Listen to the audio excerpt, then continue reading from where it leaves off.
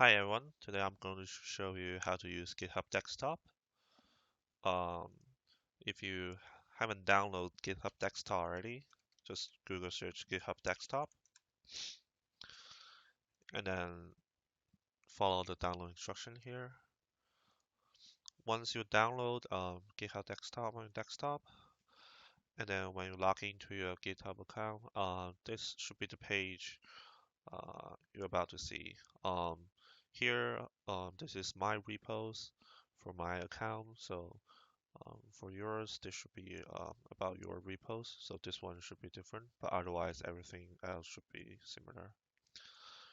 Um, for instance, when you're using GitHub, you want to change or you really like your project and you really want to update it or make one of yours, you always go to the repo page, and then in order to use, there are many ways, but for me, I always come to the repo page and just click the clone or download, and then just click opening desktop, and then you just allow this, and then this will actually jump right back to your GitHub Desktop app.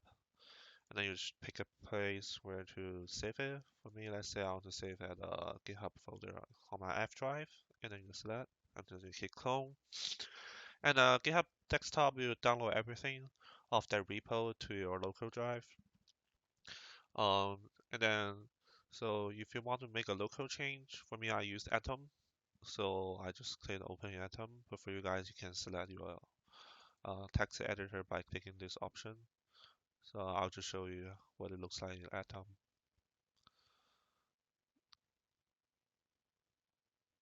And